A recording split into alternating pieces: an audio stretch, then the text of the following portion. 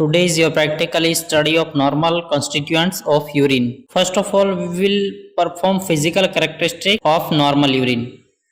First is volume. Normal urine output is 800 to 2500 ml per day. Average urine output is 1500 ml per day. This is due to quantity of fluid and food intake. If quantity of fluid is more, so urine output is more, and fluid intake is less, urine output is less. Second is climate change. In winter season, urine output is more, and in summer season, urine output is less. During physical exercise, urine output is less, and during resting condition, urine output is more. Second physical characteristic is appearance. Fresh sample is clear and transparent.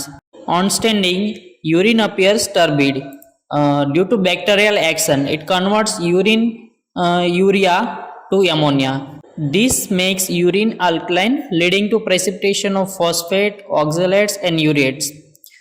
Third characteristic is color. Fresh sample is straw or amber colored. This is due to presence of pigment urochrome imparts color to the urine. Fourth one is odor. Fresh urine sample odor is aromatic odor due to the presence of volatile organic acids. On standing urine, it gives ammoniacal smell due to conversion of urea in ammonia by bacterial action.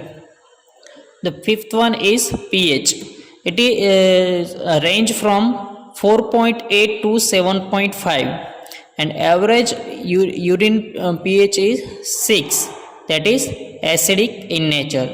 So this is due to protein diet makes more acidic urine. Diet rich in fruits and vegetables makes alkaline urine. On standing, urine becomes alkaline due to ammonia formation. The sixth physical characteristic is specific gravity. Its range from 1.012 to 1.024. Fluid intake and specific gravity has a reciprocal relationship.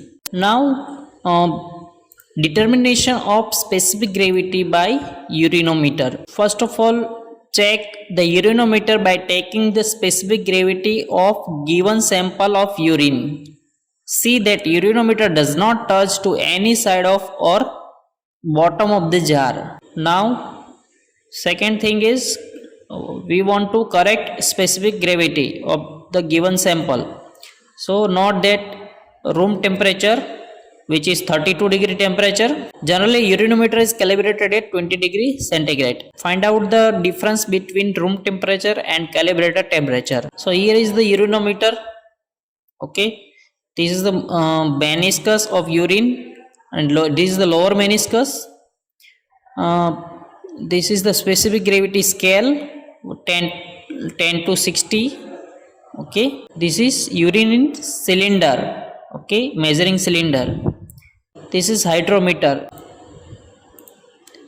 This is mercury bulb. In urinometer, there is a scale. So first line is shows specific gravity is 1.000. Okay, specific gravity is 0 at 20 degree 10 degree centigrade.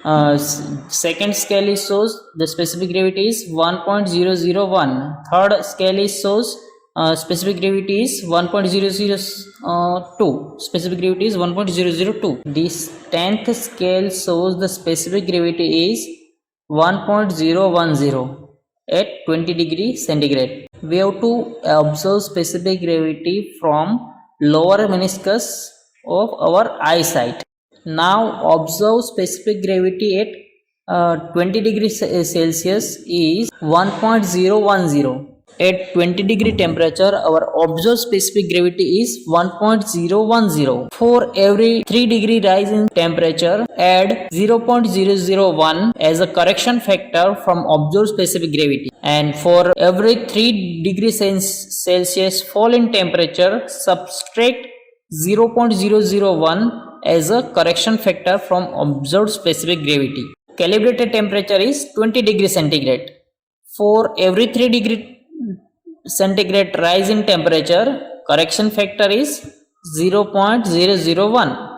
Room temperature is 32 degree temperature minus 20 degree centigrade calibrated temperature is equal to 12 degree temperature differences.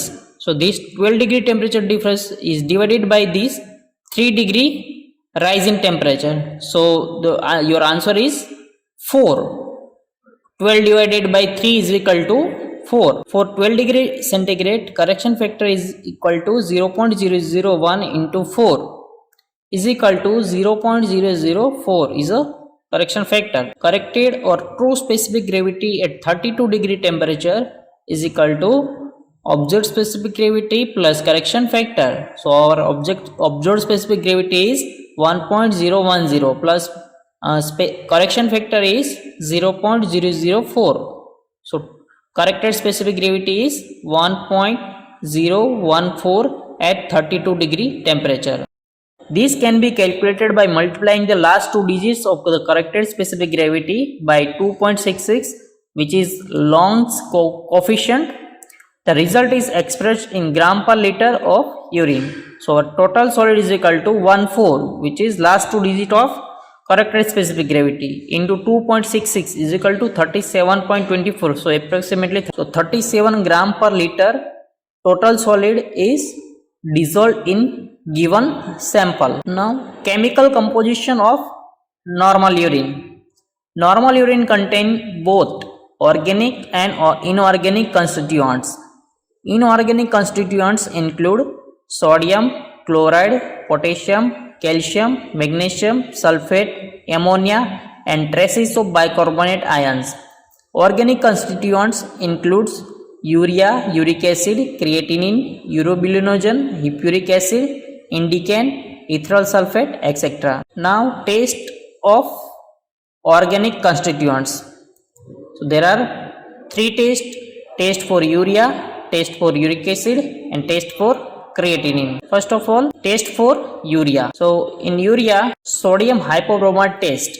Principle of sodium hypobromide test is when urea is treated with sodium hypobromide, it decomposes to give nitrogen gas. Procedure of sodium hypobromide test is take 2 ml of urea solution in a test tube, add 5 drops of 40% sodium hydroxide plus 8 to 10 drops of bromine water. So your observation is brick effervescence of nitrogen gas is observed and your inference is urea is confirmed. So normal urine contains urea. Second test for urea is specific urease test. Principle: when urea is treated with the enzyme urease, it is converted to ammonia and carbonic acid. Under the pH of reaction conditions, they are converted to ammonium carbonate. The pH of the solution goes above 8.5 when urea is converted to ammonium carbonate. At this pH, phenolphthalein gives pink color. Now, procedure is label 2 test tube as test and control. To both, add 5 ml of urine. To the test, add 2 ml of urea suspension which has been heat activated, and to the control add 2 ml of urea suspension which has been heat inactivated. To both add 2 drops of phenolphthalein indicator and incubate the tube at room temperature for 15 minutes. Observe the pink color in test.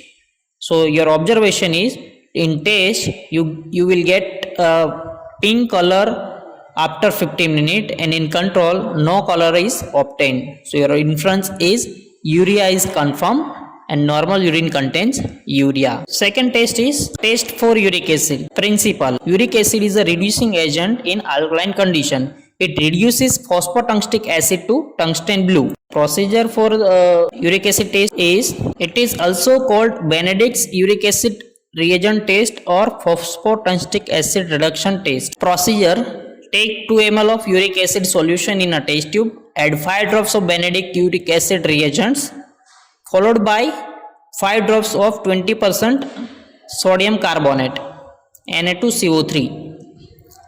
Your observation is blue color is obtained, and inference uric acid is confirmed.